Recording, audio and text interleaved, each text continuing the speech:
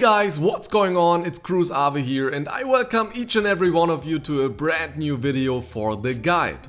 Today we're gonna talk about one of the fundamentals of playing good FIFA, the controller settings. There are some new options here in FIFA 19. I will explain to you for every option what it means in detail, and then I will give you our recommendation of what are the best controller settings for FIFA 19. Also note that for a lot of topics that will be discussed in this video, we will have dedicated tutorial videos, so make sure to check the info cards in the top right corner or in the description below if any of those videos are already released.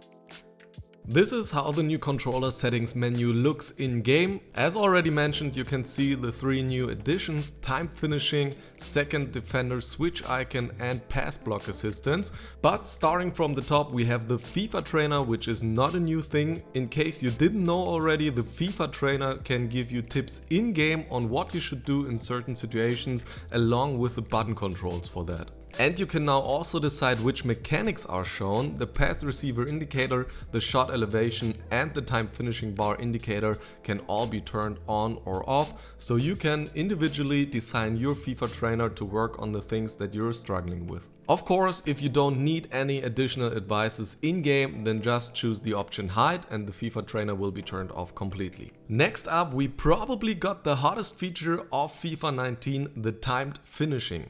It's discussed heavily in the community and you got the option in the controller settings to turn it on or turn it off. And I saw a lot of people writing in the comments or on Twitter that the first thing they're gonna do in FIFA 19 is turn this option off, but our recommendation is clearly that you leave the time finishing on, because you can still decide individually for every shot if you want to press the shooting button a second time. If you just press it once, then no time finishing will be triggered, and after you get a hang of it and use it more and more, you will get rewarded with better and more powerful shots. The second defender switch icon is also new in FIFA 19.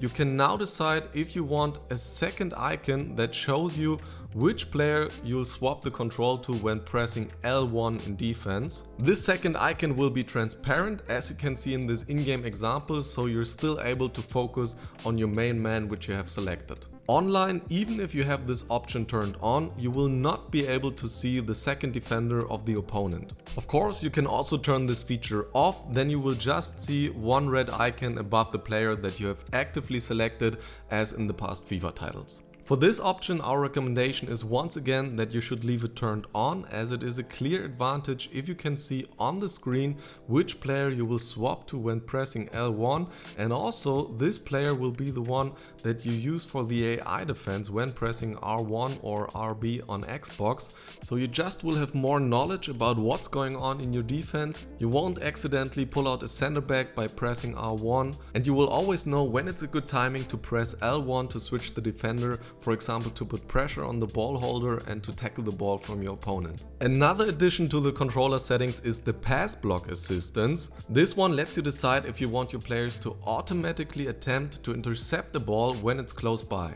That can cause trouble sometimes, as you can see in this example. If the player fails to intercept the ball with the animation, then he will be out of play for some time.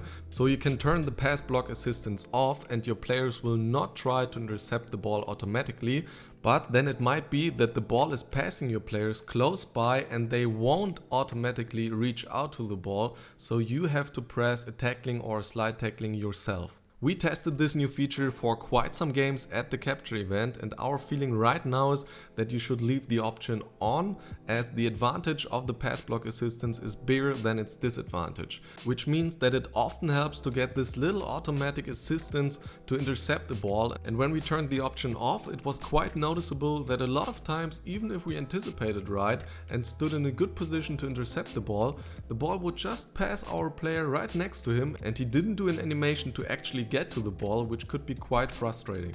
Next up, you got the auto switching option. There you can choose auto, then the game will switch players for you. Then you got airballs, where the only automatical switches will be for lobs and crosses and you will switch everything else on your own.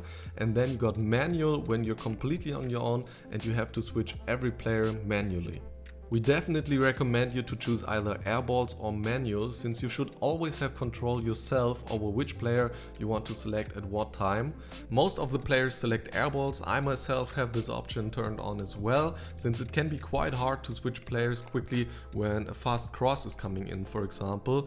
But the disadvantage is that sometimes on a cross the wrong player will get selected, and then you can't really get to another one and will concede an easy goal. This problem you won't have with manual, but as already mentioned, with some airballs it can be quite tough to switch manually, so you have to decide yourself how quick you are with the controller, if you want airballs and a slight assistance, or if you want it completely manual.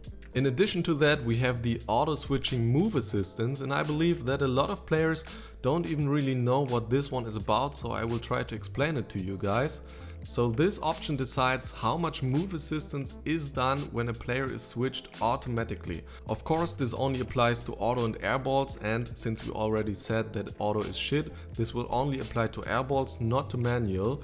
Now imagine the following situation. Your opponent has the ball in midfield and you with your selected player are running towards him to go for a tackling. One of the opponent's strikers is making a run forward and one of the defenders in your backline is automatically covering that run by moving backwards. Now if the opponent decides to play this high lob ball over the defense, then airballs will automatically switch the defender to the one who was covering the run. And now the switching move assistance comes into play. If you have it turned to none, then the new selected player will immediately start running towards the direction that your left stick is pointing to. If you don't react quickly enough by adjusting the direction of the left stick, then you might pull the defender out instead of covering the run and you won't be able to catch the striker anymore. So using low or high assistance might help with that, as the player that is automatically selected will continue moving in his current direction for a short period of time, so that you will have some time to adjust the direction of the left stick to where you want to go with the new player.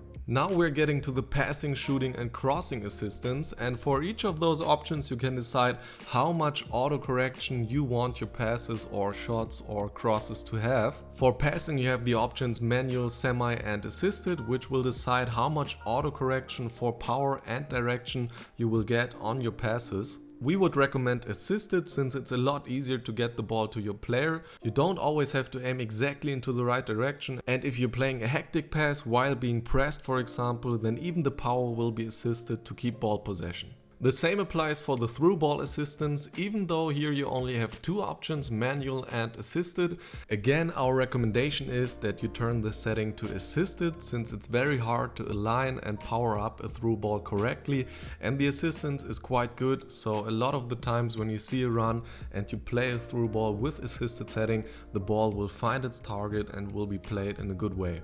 Shot assistance again has all three options, manual, semi and assisted. With manual it's extremely hard to score goals consistently, since the shot will exactly go the direction that you're aiming to. Semi is a bit easier, but still you might miss the target in tough spots when you don't have the time to aim correctly. So again, our advice is the assisted setting, since then you will only have to aim towards far post, middle or short post, and the ball will always automatically go towards goal. For the cross assistance, again you have all three options. Here things are a bit different, because semi is the best option. You can still decide by powering up the cross if you want it to go to the near post or far post, but there will still be some assistance to it to find a player in that area. The lob pass assistance is a bit confusing because of its name, since it actually decides the assistance with high through balls. Similar to low through balls, you can choose between manual and assisted, and here the assistance is actually not that great sometimes. Some of the high through balls are played very poorly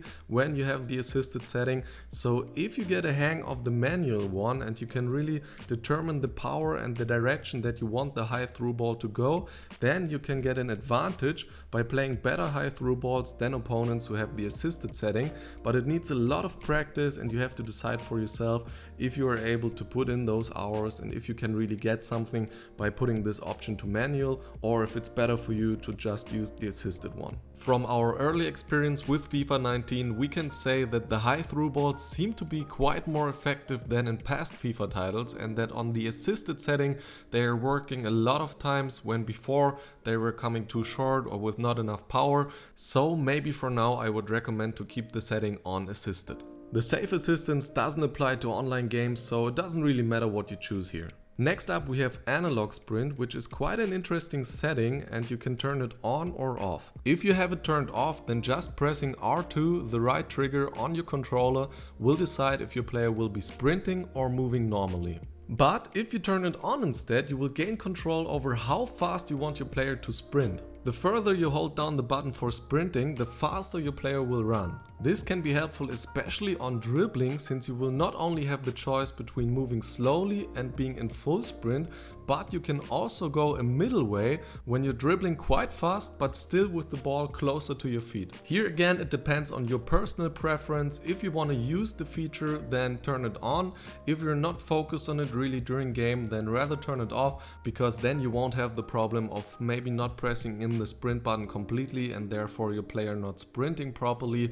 Just turn it off completely if you're not using it. And last but not least, of course, the defending option, where you can choose between tactical defending and legacy defending.